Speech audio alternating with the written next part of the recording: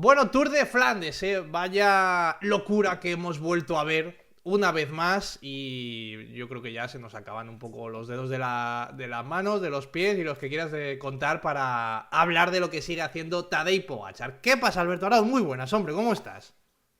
¿Qué tal, Alberto? Muy buenas. Bueno, pues maravillado. Ya han pasado un par de días después de lo que vimos en Flandes, pero de verdad que me pareció una carrera preciosa, pero preciosa desde muy lejos, con muchas variantes, con muchos actores. Al final quedaron los dos de siempre, pero hubo muchos más actores implicados en la carrera y nada, Sí. pues seguimos presenciando historia que a mí, lejos de aburrirme, como dicen algunos, a mí me encanta ver lo que estamos viendo en estos tiempos. Creo que a ti también te encanta, ¿no? Borja Sánchez, ¿qué tal? ¿Cómo estás? Muy buenas.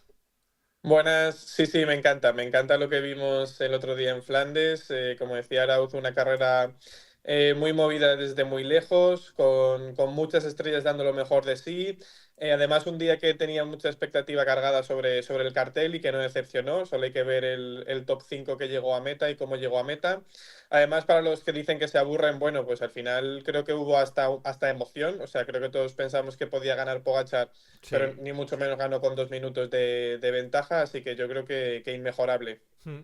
Yo fíjate, al hilo de esto que dices, me quedo con una especie de contradicción en la lectura de la carrera. Me refiero a que a mí me dio la sensación, no sé a vosotros, de que Pogačar lo tuvo todo bajo control en todo momento y que en el fondo todos sabíamos que iba a ganar, pero no fue un paseo. Es decir, no fue ese ataque a 60 de meta, no fueron esos 100 kilómetros en solitario, no fue un aplastamiento tan brutal quizás porque le costó incluso soltar o meterle una buena renta a Van Der Poel en el último paso por el Quaremont, con lo cual me quedo con que es un poco contradictoria la lectura de que yo en el fondo siempre lo tuve claro que iba a ganar Tadej, pero no quiero decir que le costara más de lo debido, pero bueno, estuvo apretado y tuvo emoción, efectivamente, como decía Borja. Sí, sí, o sea, yo creo que en el Quaremont todos nos quedamos sorprendidos cuando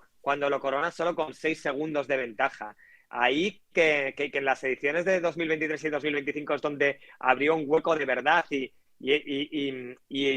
una vez que se marchó vimos a un Van Der Poel hundido. El Uh-huh. otro día Van Der Poel estuvo muy lejos de estar hundido. Se lo peleó muy bien y de hecho lo sorprendente de lo que pasó el otro día es que donde Pogačar realmente revienta a Van Der Poel es en el tramo llano. Una vez que coronan el Paterberg, en el Paterberg ya le abre un huequecito más, pero bueno, Sí. todavía son 17 segundos y aunque hubiera viento a favor y demás, pues te podías plantear que hubiera un duelo entre los dos de ahí a meta.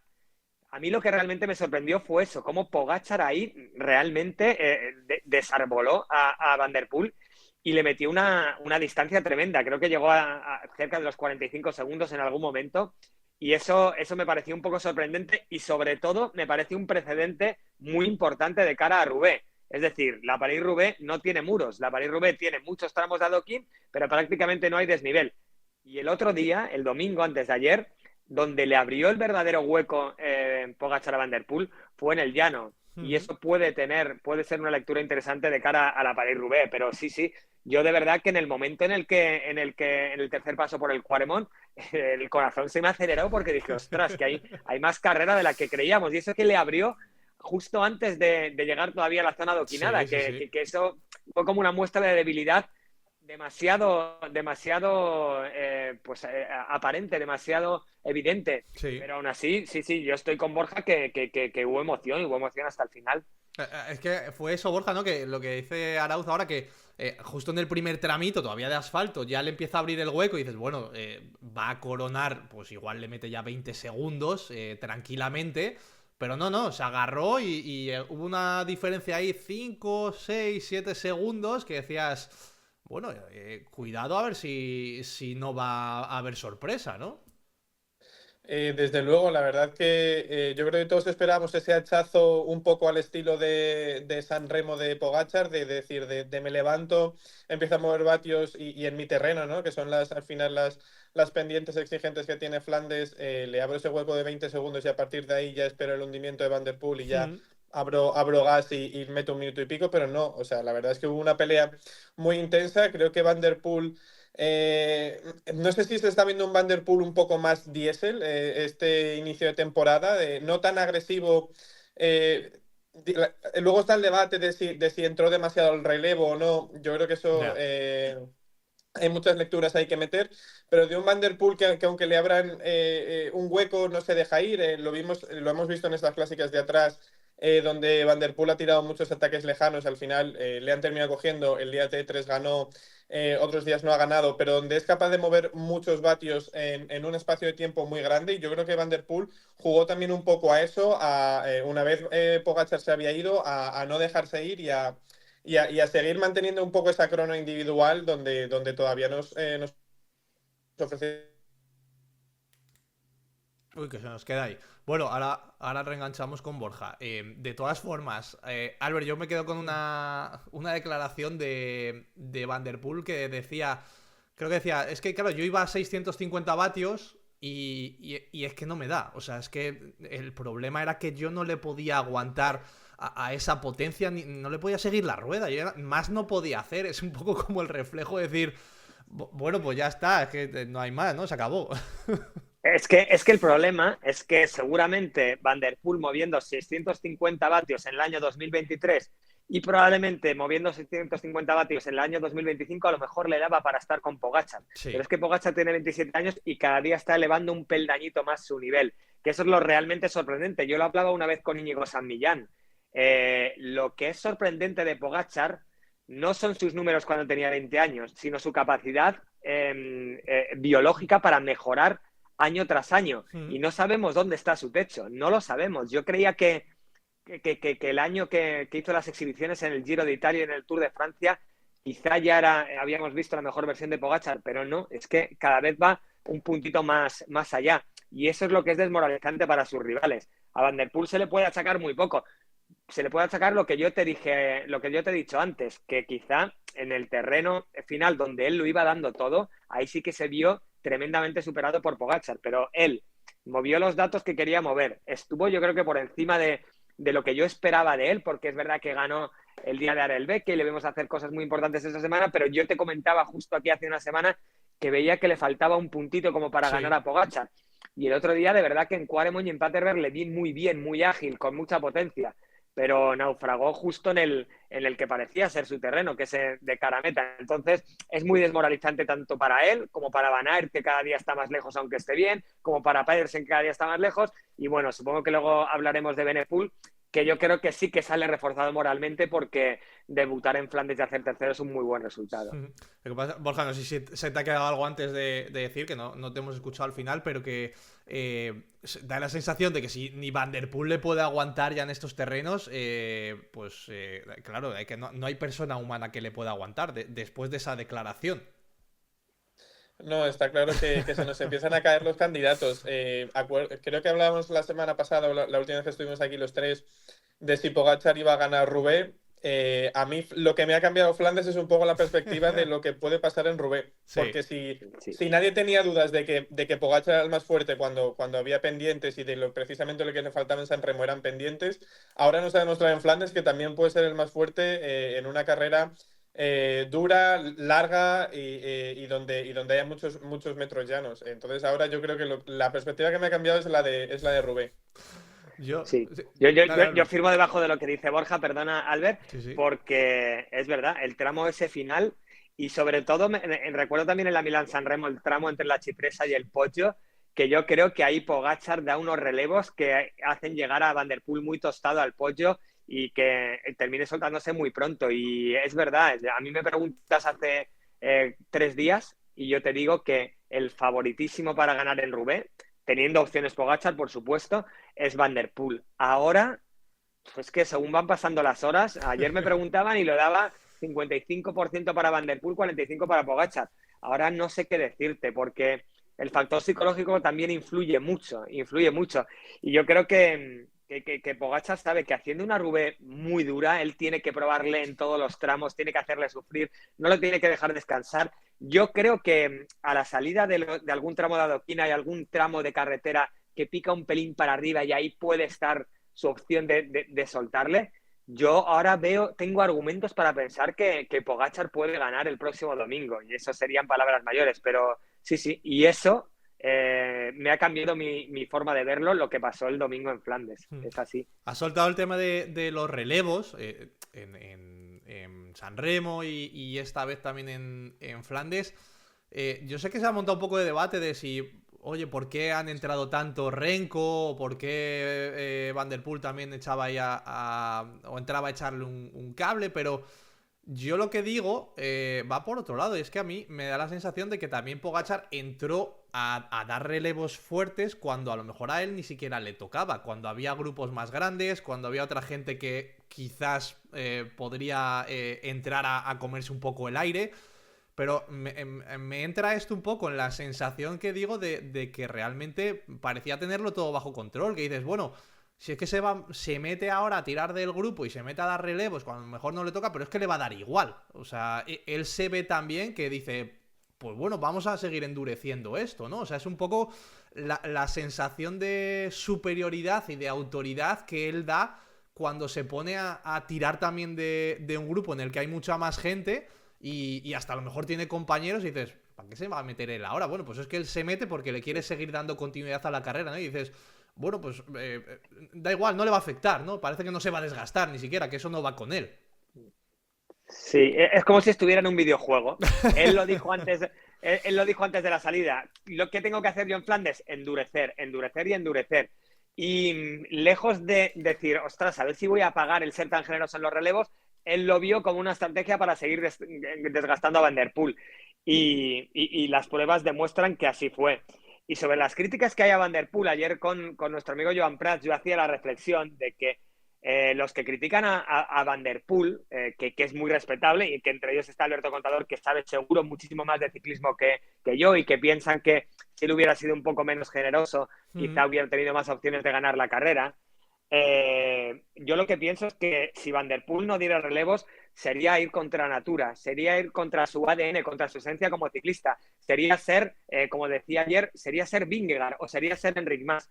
Y yo creo que Van der Poel se ha ganado el prestigio, primero por el palmarés que tiene y segundo por su forma de correr, por lo que transmite al aficionado. Y eso solo lo consiguen un ramillete pequeño de corredores sí. en los que yo meto a Pogačar, en los que meto a Van der Poel y en los que meto a Renko y Evenepoel, que son ciclistas que cuando van en fuga o cuando van escapados o cuando buscan un objetivo no piden nada a los demás. Y probablemente tenga más opciones Van der Poel de ganar si no es generoso en los relevos, seguramente. ¿Y qué le cambia a Van der Poel entre tener... Sí que cambia, claro, porque si tiene 4 Tours de Flandes es el que más tiene de la historia, pero da igual, el día que se retire, Van der Poel será un corredor recordado y súper querido por la afición porque nunca pidió nada a los demás y lo dejó todo en la carretera. Y Jonas Vingegaard, el día que se retire, probablemente tenga las 3 grandes, las va a tener 100%, va a tener un palmarés increíble, pero no va a tener el reconocimiento del aficionado, ni ese cariño, ni ese amor del amante del ciclismo. Y creo que en este deporte, precisamente, sí que es muy importante eso, el cariño del aficionado. Con lo cual, yo creo que Van der Poel fue fiel a lo que es él como ciclista. Creo que no sabe correr de otra manera. Creo que por eso se le quiere tanto. Y esa es mi visión sobre el famoso debate de los relevos de Van der Poel. Ya, pero, Borja, yo me pregunto, ¿cuál es lo que se le achaca exactamente a Van der Poel? Que cuando se van los dos por delante, él pare y deje entrar a Renko... ¿Y qué va a cambiar un poco el escenario realmente? O sea, yo tampoco lo veo algo definitivo. No, o sea, yo creo que un poco lo que se le achaca es eso, que da demasiado la cara y que todos o sea, todos preveíamos que Pogačar más adelante le iba a soltar y que estas fuerzas que estaba gastando eran las que iban a marcar la diferencia luego más adelante. Ya. Yo no estoy de acuerdo con esa opinión porque yo lo que creo que hubiera pasado es que probablemente, que de hecho hubo un momento que Renko se puso como a 15, 20, 25 segundos donde yo pensaba que les iba a coger y si Renko les coge, yo no tengo claro que los que no se fueran por delante fueran Renko y Pogačar. Entonces yo creo que Van der Poel miró evidentemente por sus propios intereses y puso una balanza en ¿qué prefiero? ¿Ser segundo? o ya no ser segundo, pero irme con Pogačar y a ver qué pasa. Y un poco también lo que decía Raúl, de mantener su esencia. Yo creo que Van der Poel, nadie tiene duda de que si Van der Poel esta tarde anuncia su retirada, es una leyenda absoluta del ciclismo. No hablamos del ciclocross, donde ya es el mejor de la historia. Pero creo que hay que mirar un poquito más allá y hay que diferenciar entre los buenos, los grandísimos ciclistas, de las verdaderas leyendas. Y es que, si lo que decíamos, si Van der Poel se retira, todos vamos a recordar sus victorias, pero sobre todo vamos a recordar su forma de correr.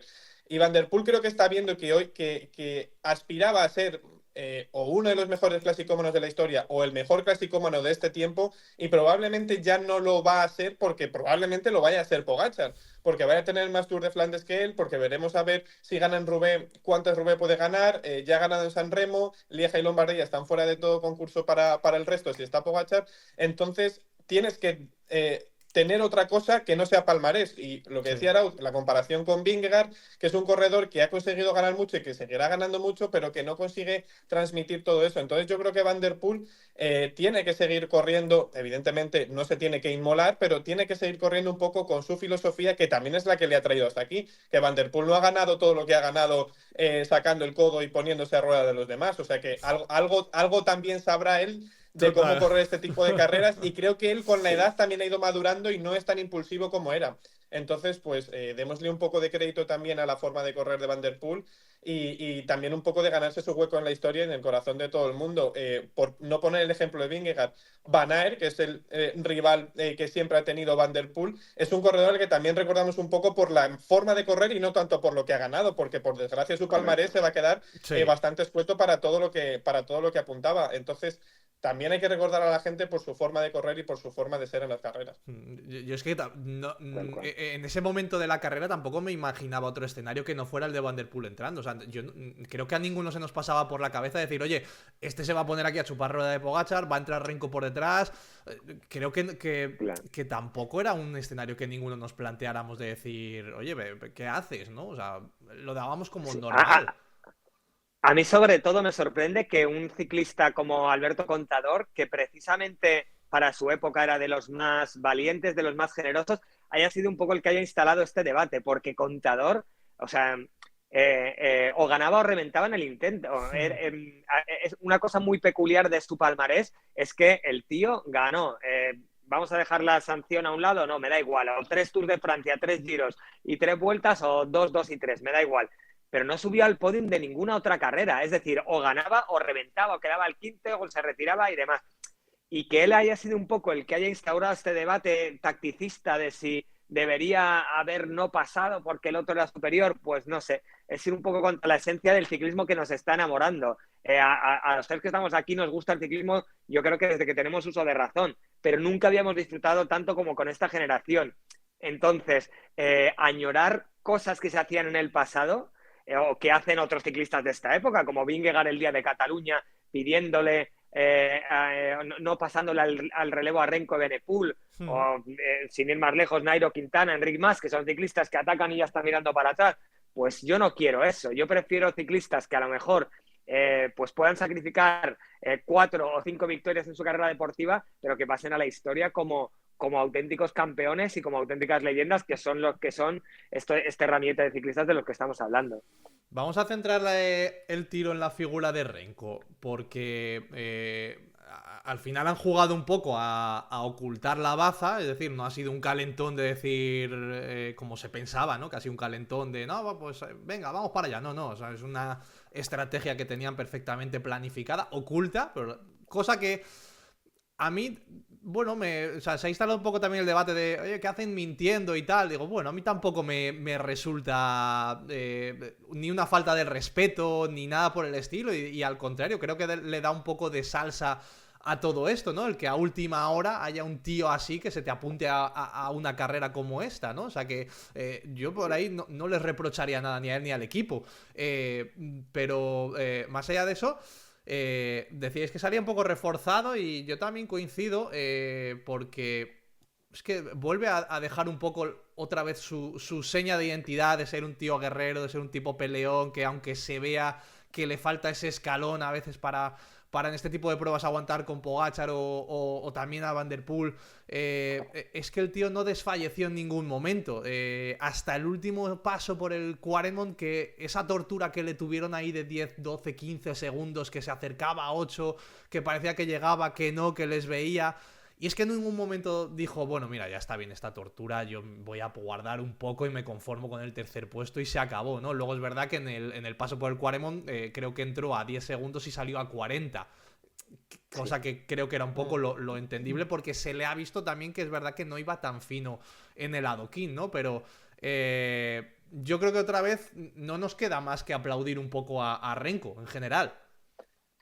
Sí, totalmente. Y yo espero que sea un punto de inflexión lo que pasó este domingo para él y se dé cuenta de que quizá no, seguro, las carreras de una semana o de 3 semanas se le están atragantando por su dificultad en las montañas. Es evidente. Después de ese Tour de 2024 en el que estuvo realmente bien, fue tercero y aún así quedó cerca de 9 o 10 minutos de Tadej Pogačar en la general. No ha vuelto a tener ese golpe de pedal en la alta montaña y yo creo que Renko en lo que realmente es bueno en este tipo de carreras. Y a mí me sorprende que haya tenido que esperar a los 25 o 26 años para debutar en Flandes. Ya. Creo que es una carrera que se le adapta muy bien. Y digo más, creo que verdaderamente la carrera en la que Renko puede volar es en la París-Roubaix. Yo esperaba que debutara este año, después de las buenas sensaciones de aquí, pero si nos ponemos a pensar, ¿dónde cedió Renko Evenepoel en el Tour de Flandes? En los muros. ¿La París-Roubaix tiene muros? No, no los tiene. Renko, ¿dónde es un avión? En el llano.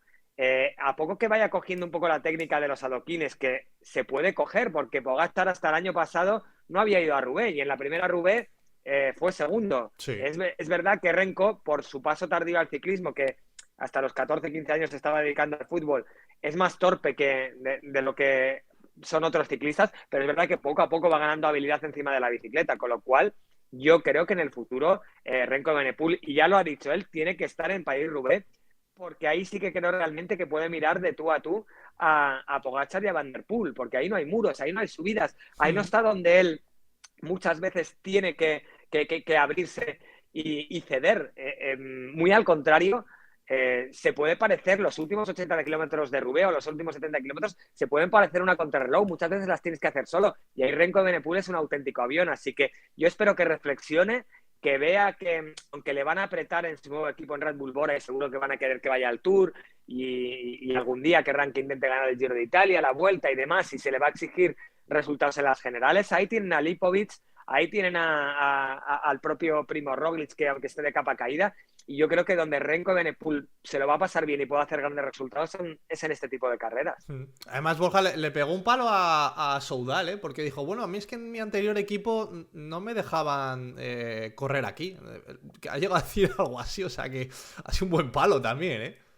Sí, ahí ha habido un poco de cruce de declaraciones, porque luego Lefebvre también le respondió a él y le dijo que el que no quería ir era él. Yo con Renko, ya lo decíamos después de la Volta, tengo un poco de duda en el sentido de si de verdad ha sido un plan que estaba, nos enseñaron que había ido antes de Año Nuevo a practicar en Flandes. Sí. O sea, yo tengo la teoría, evidentemente esto no lo sabemos y seguramente no lo sabremos nunca. Yo creo que la decisión de correr en Flandes no ha estado decidida hasta después de ver los bajones que ha tenido tanto en el UAE Tour como en la Volta. Es verdad que podía estar en el abanico de posibles carreras, en el abanico de una temporada hipotética donde no esté cerrada, que también celebro que desde enero no sepamos a dónde van a ir los ciclistas, que haya un poco esa emoción, esa incertidumbre de, bueno, pues ahora me subo aquí, ahora me bajo de aquí. Entonces yo creo que Renko se ha dado un golpe de realidad este inicio de 2026 y que por eso ha tomado un poco una deriva diferente de su carrera. Veremos a ver si termina abandonando definitivamente las generales de 3 semanas. Creo que las carreras de una semana, sobre todo si tienen crono, si no hay una montaña excesivamente dura, en función también de los rivales que haya, se le pueden seguir adaptando bien. Entonces yo creo que tiene que ir buscando poco a poco ese equilibrio en su calendario. Creo que antes de Flandes precisamente decía, me he dado cuenta de que las generales no son para mí y yo creo que por ahí viene un poco más la decisión y no por ese plan que hipotéticamente estaba establecido desde principios de año. Y luego, pues también, como decía Arau, tengo la esperanza de que se atreva a ir a Roubaix, que es una carrera que además, para un chico que tiene, por ejemplo, más peso que Pogačar, que se le adapta muy bien en los terrenos llanos.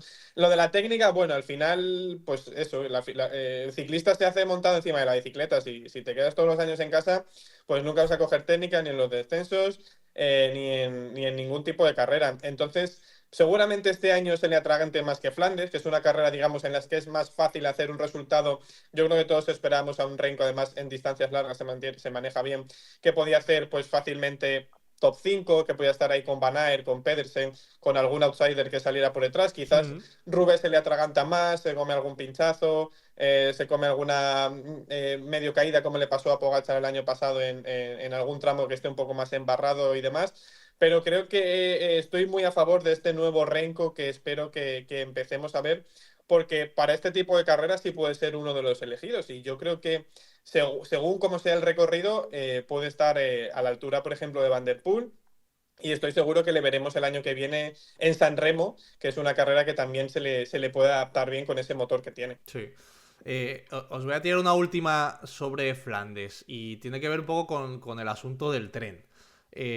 Hay quien clama un poco porque no se haya aplicado la norma de forma tajante, ¿no? Y en el momento en el que eso sucedió, pues todos los que hayan pasado cuando ya se estaban empezando a bajar las barreras fueran descalificados, cosa que creo que a ninguno de nosotros se nos pasaba por la cabeza que fueran a descalificar a media prueba, independientemente que fueran Pogačar o Pedersen, etcétera, pero no entraba un poco en ninguna cabeza. Yo creo que es que también tiene que ver un poco con el momento en el que eso empieza a producirse, es decir, y también lo ha dicho el propio Pogačar, si tú estás ya cerca o estás a 5 metros y en ese momento todo se empieza a bajar, es que a lo mejor no te da tiempo, es verdad, a reaccionar, ¿no? No tienes la capacidad para pegar un frenazo y que a lo mejor te engulla encima todo el pelotón, provoques una caída. Y lo más lógico, instintivo, entre comillas, es un poco decir, oye, pues bueno, se está empezando a bajar las barreras, tengo hueco, todavía tengo un pequeño margen para que el tren pase, no voy a poner aquí en peligro a nadie. Y bueno, solventamos un poco la situación, pero es verdad que también era un poco caótica la imagen, en el sentido de que de repente también se veía a un operario salir ahí en mitad de la carretera, como colarse a última hora, y decías, bueno, es que tampoco es una señalización muy conveniente, ¿no? Yo entiendo a la gente que dice que, oye, con el reglamento en la mano, pues la UCI dice que hay que expulsarlos, pues descalificados, y que ahora hasta les quieren poner unas multas, ¿no? Civiles, por decirlo así, fuera del deporte. Pero yo tampoco le veo mucha más polémica o mucho más recorrido, pese a todo lo que se montó, no sé. Es un tema complicado porque para mí un poco los culpables de todo son la organización, porque tú no puedes avisar a un pelotón, si es verdad lo que dice Pogačar, 2 segundos antes de que se bajen las barreras, no les puedes mandar parar, porque casi es más peligroso lo que puedes montar Claro. a raíz de esa decisión que lo que va a pasar en sí. Pero, por un lado, hay que tener en cuenta una cosa. El tema es delicado. Puede estar en riesgo la vida de los ciclistas. Imagínate que los de atrás no paran y se monta ahí un quilombo, se cae alguien en las vías y el tren viene muy rápido y ahí muere algún ciclista. Quiero decir que, como no ha pasado nada, yo soy de tu teoría y a mí me hubiera cabreado enormemente si mandan para casa a Pogačar, a Evenepoel y a otros 60 ciclistas. Yo cruzaba los dedos porque no tomaran esa decisión. Pero luego hay que pensar en las consecuencias.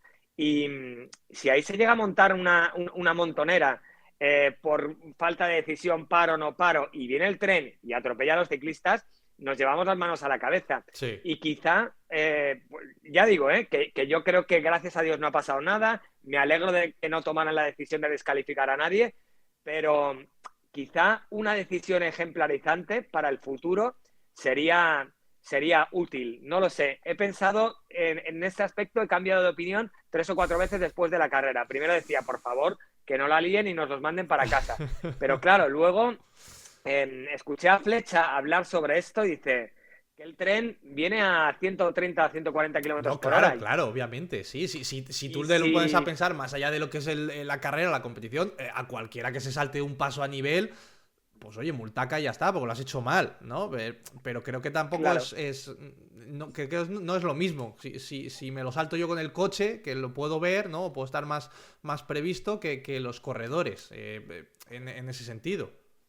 Sí, sí, o sea, sí, estoy de acuerdo contigo, pero por eso pongo un poco el énfasis en que creo que el organizador tiene que saber cuándo va a pasar ese tren Sí, y no esperar a que falten 2 segundos para que se baje la barrera para detener la carrera. Entonces yo creo que trabajar con un poco más de previsión hubiera evitado lo que pasó. Pero también te digo que pensemos en las posibles consecuencias y que el ser avispado y pasar por delante de y saltarte la barrera mientras otros se quedan puede poner en riesgo la salud de los ciclistas, con lo cual sí.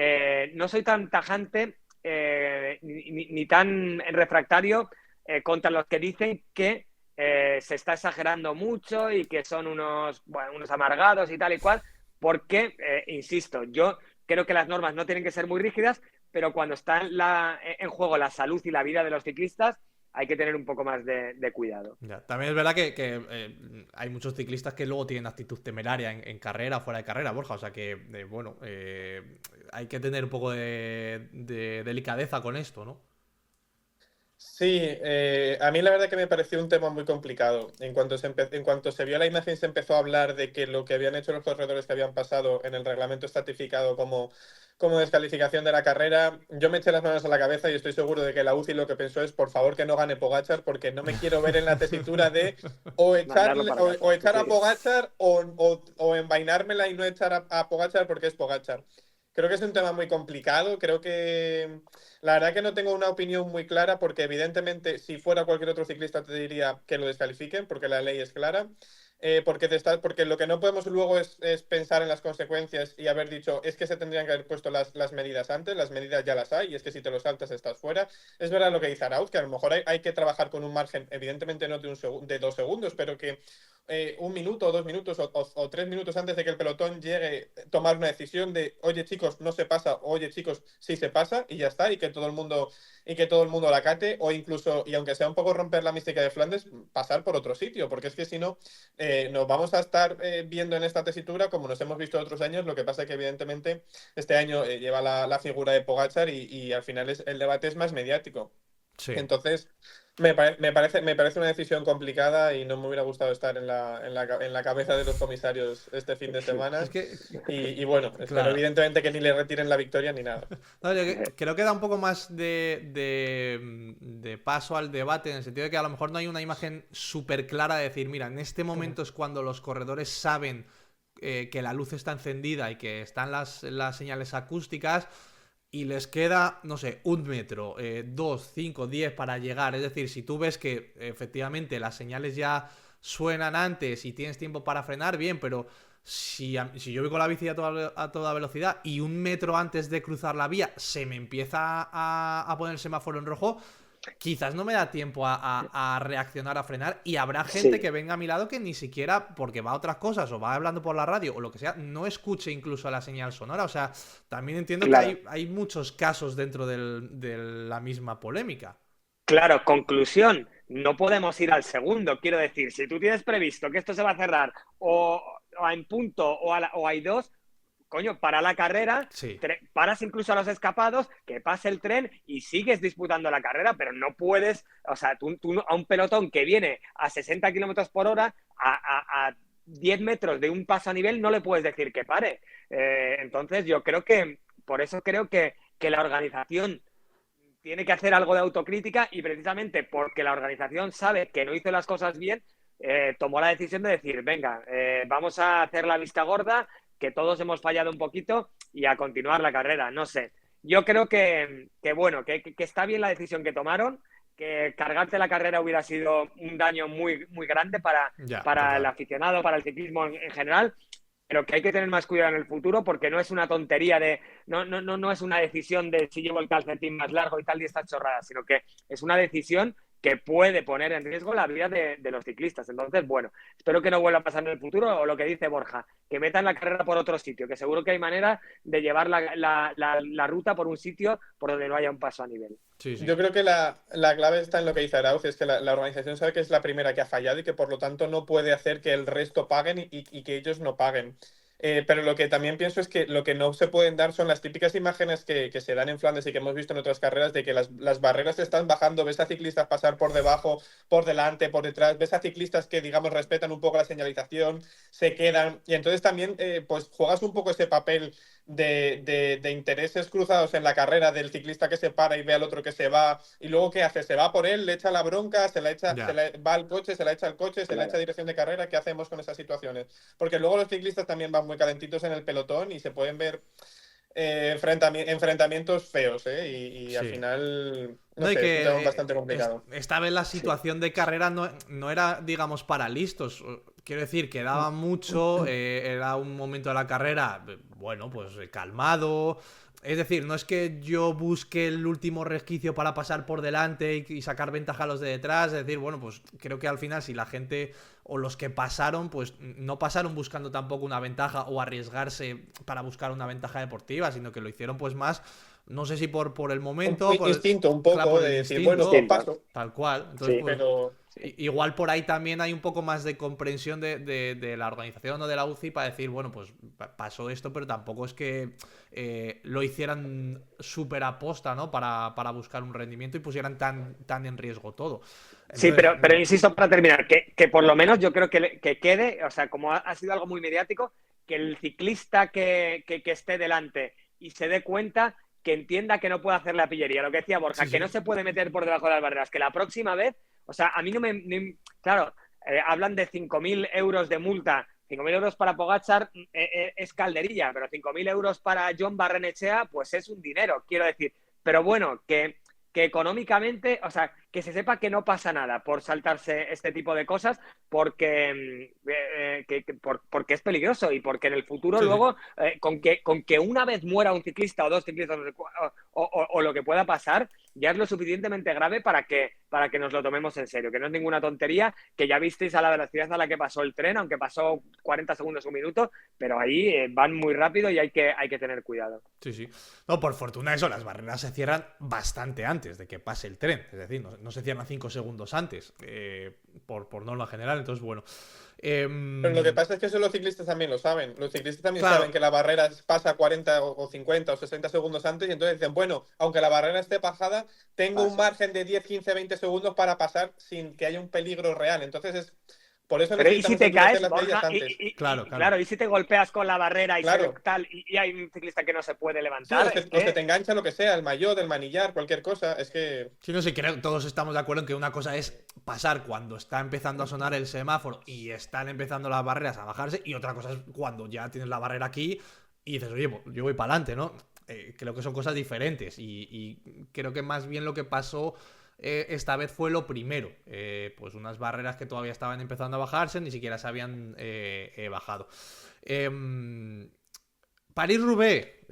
Aquí en principio no vamos a tener una confirmación de última hora como hemos tenido en Flandes. Está más o menos claro quiénes van a estar allí. Yo a mí me da la sensación de que, aunque vaya a ser una carrera, se supone que va a ser en seco, que sigue siendo una carrera más abierta que el Tour de Flandes, en el sentido de que pueden pasar todavía 20.000 cosas más que Flandes. Al final, si ves Flandes y ves el top 5, creo que nadie habría dicho otros 5 corredores favoritos para Flandes que no fueran Pogačar, Van der Poel, Renko, Pedersen y Van Aert, ¿no? Pero en París-Roubaix es un poco más fácil, entre comillas, que se cuele alguien por ahí con el que no contamos. Partiendo de la base, y os pido el pronóstico de que no sé quién creéis que va a ganar, porque lo lógico sigue siendo que los monumentos se repartan entre los dos de siempre. Y no sé, hablabais antes de porcentajes y tal. Yo sinceramente creo que este es el año de Pogačar en París-Roubaix, y no sé si lo compartís o no. No lo sé. Ayer dije que ligeramente veía favorito a Van der Poel. Si me tuviera que jugar dinero, te diría que creo que va a ganar Pogačar.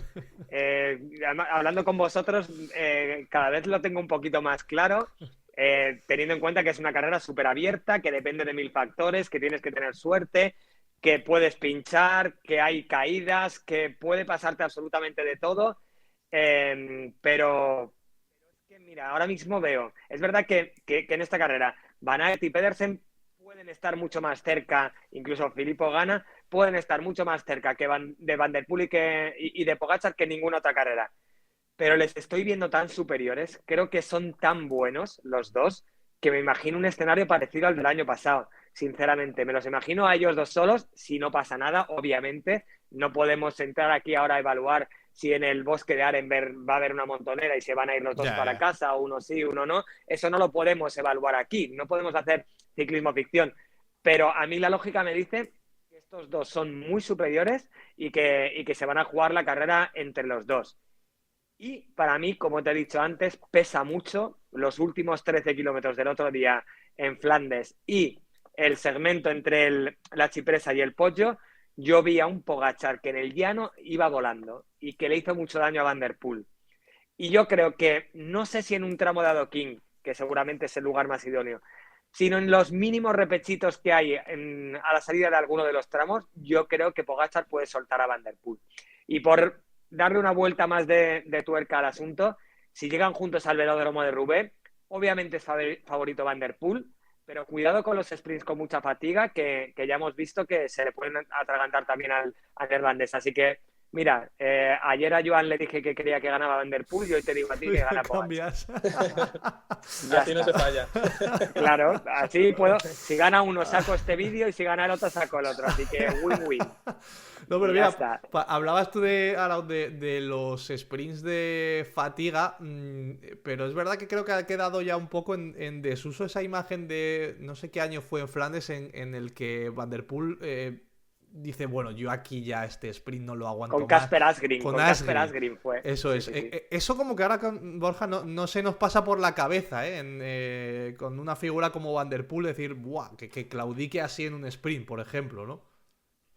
Ya, la verdad, pero también te digo que no sé yo si veremos llegar a alguien al sprint, al velódromo de Roubaix. Yo con mi pronóstico estoy un poco en el barco de Arauz, pero es verdad que quiero mantener lo que dije aquí, que dije Van der Poel, y aunque no tengo confianza en mi pronóstico, voy a mantener Van der Poel.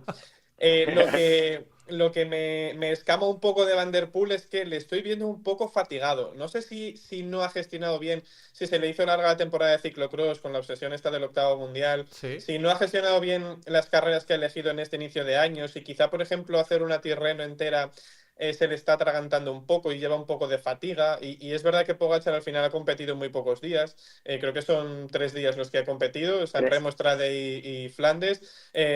Ya lo hizo el año pasado también muy bien, que está eligiendo muy bien los días puntuales y además tiene la capacidad de que no necesita. Antes se decía, bueno, es que necesitas ir a las carreras para coger ritmo de carrera. Nada, Pogačar elige 3 carreras, va y las gana. No necesita mucho más.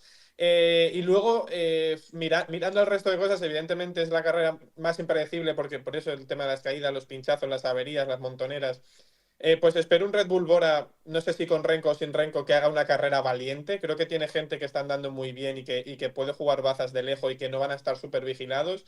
Espero un Pedersen que vaya cogiendo un poquito el golpe de pedal. Al contrario de lo que decía de Pogačar, creo que sí que le está faltando un poco ese rodaje tras la caída. A ver si poco a poco lo va cogiendo. Y luego tengo mucha fe en que pueda hacer un buen papel Filippo Ganna. Creo que, fíjate, si me tuviera que mojar, creo que lo pondría el tercero detrás de Pogačar y de Van der Poel. Así que creo que para mí ese sería un poco el dibujo de la carrera o un poco lo que al final todos esperamos, porque es difícil jugarte bazas, pues como en su día un Colbrelli de la vida o un Van Barle. Yo me decanto por Tadej por 3 cosas, y al final es que siempre he ido, es verdad que he ido un poco a remolque de toda esa corriente que decía que no es el terreno más idóneo para Tadej ya desde el año pasado, ¿no? Que se decía que el año pasado un poco que dónde iba, ¿no? Que no iba a tener muchas oportunidades con Van der Poel, y creo que al final es que Pogačar ha demostrado un poco que le da exactamente igual el terreno, que es que se adapta a lo que sea porque tiene ese don para volar donde haga falta. Creo que juega un poco a favor ya el hecho de la experiencia del año pasado, que a lo mejor el año pasado puedes decir, bueno, pues paga el pato de ser un tipo inexperto.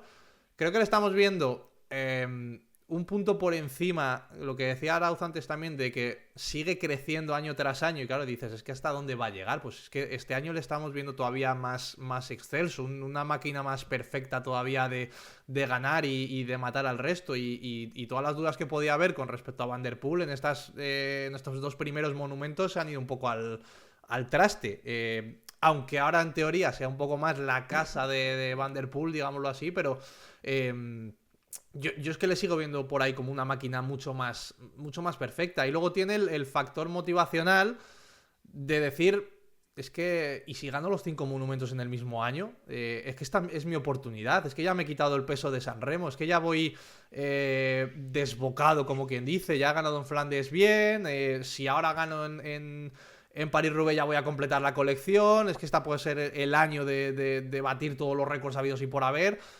Quiero decir, son varios factores que a mí me hacen pensar que Tadej sí que, aparte del puramente físico, que creo que sí que está por encima igual, pero son varios factores que creo que se van sumando un poco a la mochila, y también el factor de, como dice Borja, que yo creo que a Van der Poel no sé si se le está viendo un pelín fatigado o lo que sea, pero ahora mismo para mí la balanza está del lado de Tadej, la verdad. Es que si gana Rubé, yo creo que ninguno de los tres tenemos ninguna duda de que este año va a ganar los 5 monumentos, porque yo creo que en Lieja y en Lombardía, al margen de lo que le pueda pasar, estamos siempre abiertos a posibilidad de algún tipo de caída y demás. En Lieja y en Lombardía gana donde quiere y cuando quiere. Así que, bueno, yo creo que de ganar los 5 monumentos en un año, si Pogačar gana el domingo Roubaix, es que estamos ante un evento, yo creo que en el deporte, no creo que en este año 2026 pueda haber algo tan increíble como lo que conseguiría Pogačar con 27 años, ganar los 5 monumentos en el ciclismo que corre ahora mismo. Además lo hará en una era en la que hay clasicómanos de un nivel extraordinario. Van der Poel sin Pogačar, yo creo que ya sería el mejor clasicómano puro de la historia, porque de Fleming, que tiene 11 monumentos, es que Pogačar ya le ha quitado 3 Flandes, que los hubiera ganado Van der Poel, le ha quitado, yo creo que la San Remo de este año sin Pogačar también la gana Van der Poel, yo creo que le hubiera ganado también a Pidcock, y lo que queda en el futuro. Entonces, no es que esté ganando en una época en la que se esté midiendo con unas piernas, sino que está ganando ante una generación impresionante. En las clásicas de la Adoquín tiene a Van der Poel y a Van Aert, que son buenísimos. En Lieja tiene a Remco Evenepoel, y si algún día se dignara Vingegaard a pasarse por Lombardía o por Lieja, también tendría rivales de mucho nivel. Es decir, lo que está haciendo es increíble y lo que le queda por delante. Mi único miedo, y creo que ya te lo he dicho alguna vez, es que cerrar el 5.º monumento, ganar Roubaix, pueda hacer que se le acabe un poco el apetito, que se le acaben un poco los retos, las ilusiones, y que pueda hacer que su carrera, porque la Vuelta la va a ganar antes o después, cuando quiera vendrá y ganará. Entonces puede que demasiado joven Pogačar haya logrado todo lo que se puede lograr. Luego siempre hay retos, siempre se puede llegar a los 19 de Eddy Merckx, hay que intentar ganar el 6º Tour, habrá que ser el primero en ganar 4 mundiales. Por supuesto que siempre hay retos, pero el único miedo que siente un fanático de Pogačar como soy yo es que ganar el domingo suponga que el apetito de Pogačar se vea muy mermado de cara al futuro. Yo creo que el único monumento que se aburriría bueno, no de ganar, o sea, ya que lo ha tachado de la lista, y no sé si para siempre, es la San Remo. El resto creo que no se aburriría nunca de seguir ganando, y que si puede ganar 2 Roubaix, pues mejor que una, y si puede ganar 3, pues mejor que 2 seguramente, pero es verdad que, claro, igual es que completa la colección muy pronto, Borja. Entonces, es que bueno, no olvidemos que evidentemente si gana Roubaix tiene encaminado ganar los 5 este año, pero es que si gana Roubaix de momento ya habrá ganado los 5 seguidos, claro. Que viene ganando desde Lieja del año pasado. Yo creo, o no creo, pero tengo la esperanza de que no se le acaben los retos y de que se lance por todos esos objetivos que enunciaba Arauz, pero es que al final Pogačar es un ciclista que no es generacional, es que es un deportista que está llamado a pues a competir pues con Jordan, con Michael Phelps, con Djokovic. O sea, está llamado a intentar ser el mejor ciclista de la historia y el mejor deportista de la historia. Entonces espero que aunque es joven, digamos, pero lleva muchos años ya ganando, y ya lo vimos el año pasado en el Tour, que estaba un poquito quemado mentalmente. Yo creo que no va a perder los retos. Decías, el único que se cansará es Sanremo. Fíjate, yo no sé si de Lombardía también puede llegar a cansarse un poco porque al final llega a finales de temporada, Sí, es como que lo gana muy fácil. Es verdad que también por ese sentido es como, bueno, voy y sé que lo voy a ganar fácil, pero al final, bueno, pues creo que ya lleva 5. sí. Es como, no sé, yo no descarto que Lombardía, según cuadren mundiales, su reto de ganar la vuelta. Además, leí el otro día que no sé cómo de acertado era, que incluso se está planteando pasarse por el ciclocross, que no sé si puede llegar a ser también, que yo creo que ahí Van der Poel ya es el que cuelga la bicicleta, dice, a ver si también vas a Sí, venir a ganarme aquí. Si me vas a ganar en Roubaix, también me vas a ganar aquí. Entonces, no sé, creo que tiene muchos retos por delante. Y yo también quería destacar una cosa al hilo de sus opciones de Roubaix, y es que este 2026, además de ver un Pogačar donde los vatios nunca vienen a menos, le veo incluso cada vez más táctico en el sentido de conocedor de las carreras.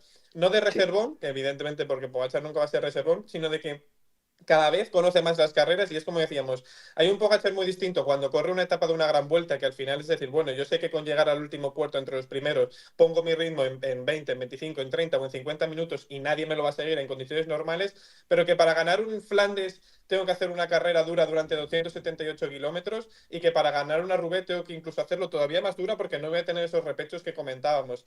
Entonces creo que está en un punto de lucidez como ciclista de decir, es que soy un ciclista tan total que ahora sí puedo ganar Roubaix, ya no solo por, vale, tengo un poquito más de experiencia, tengo un poquito más de táctica y tal, sino que sé correr todavía mejor cualquier tipo de carrera, cualquier reto que me tires, tengo las capacidades suficientes como para conseguirlo.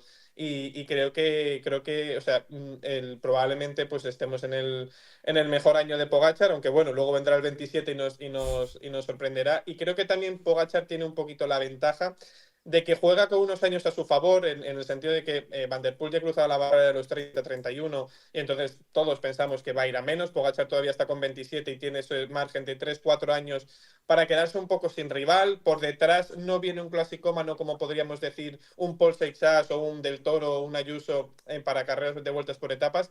Entonces creo que aunque no lo gane este año, es verdad que el reto de los 5 en un mismo año ya se pondrá seguramente más imposible, pero que para ganar Roubaix creo que tiene 3 o 4 años que juegan muy a su favor y que evidentemente estará en su palmarés al 101%, vamos. Sí, Sí, sí. es que Borja ha dicho una cosa muy interesante y es que Pogačar aprende muy rápido. Fue a Flandes y el segundo Flandes que corrió ya lo ganó.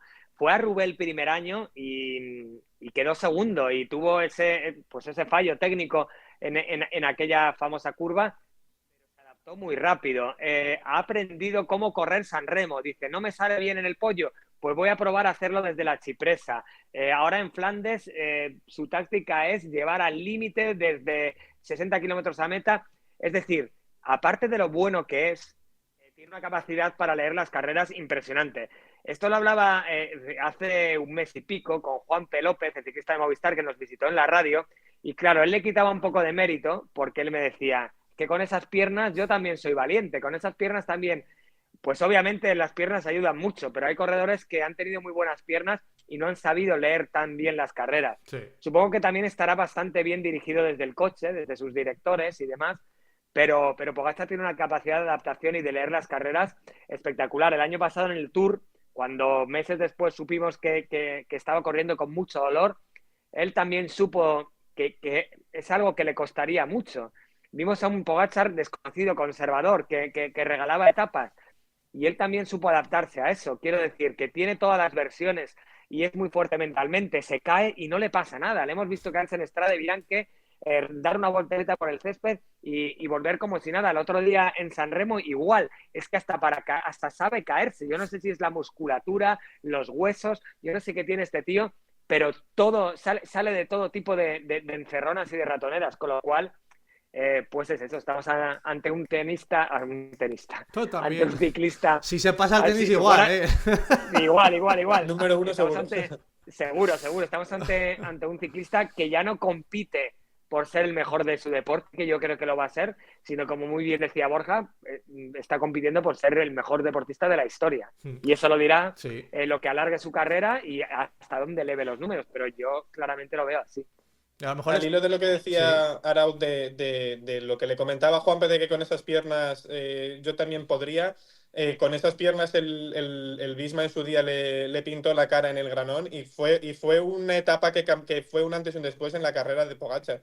Y Pogačar ese Tour llevaba prácticamente las mismas piernas que los otros Tours que ha ganado, pero sin embargo vio cómo un equipo le podía hacer daño y creo que ha sabido madurar y ha sabido, pues eso, aplicar también un componente táctico en el que no todos son mover vatios y ya está. Cierro para no irnos más allá. Mi podio es Pogačar, Van der Poel y Van Aert. Meto la ecuación a Van Aert. Es verdad que el otro día le volvimos a ver lejos, pero bueno, me sigue generando cierta ilusión y quizás pueda revertir un poco el papel de Pupas en una carrera en la que suelen pasar tantas cosas. Confío en que no le pase nada y a ver si puede aguantar ahí el tirón. ¿Cuál es vuestro podio? Yo con muchas dudas te voy a decir que gana Pogačar, segundo Van der Poel. Yo creo que nos bailan el tercer escalón del podio, lo tenemos entre Van Aert, Pedersen y Filippo Ganna. Como Filippo Ganna siempre le ha pasado alguna cosilla en Roubaix, voy a decir también que Van Aert, que me encantaría. Y luego también anda merodeando por ahí Philipsen, que el año pasado lo hizo muy bien también, pero no lo estoy viendo tan bien este año, así que venga, No. me voy a quedar con Van Aert, que yo creo que se merece esa foto con Pogačar y con Van der Poel. Es verdad que Philipsen es alguien que lo hace muy bien. Si él está bien, es alguien que se le da bien Roubaix. ¿Cuáles son los tuyos, Borja? A ver. Por jugar un poco a ciclismo ficción, porque la verdad no creo ni que vaya a pasar, pero voy a decir Van der Poel, Ganna, Pogačar. Ah, bueno, mira. Vale. Tengo mucha fe en Pipo, la verdad. Bien. Sí, la verdad es que el otro día, o sea, el final que hizo cazando a Van Aert Brutal. fue en la Gante Wevelgem, ¿no? Sí. Por los campos de Flandes o a través. Sí, fue brutal, fue brutal. Lo que pasa es que Pipo, bueno, sí, o sea, es un corredor extraordinario, pero le veo un poco más torpón a la hora de superar el pavé y con el corpachón que tiene debería ser un candidato a ganar incluso, pero no sé, siempre veo que le pasa algo.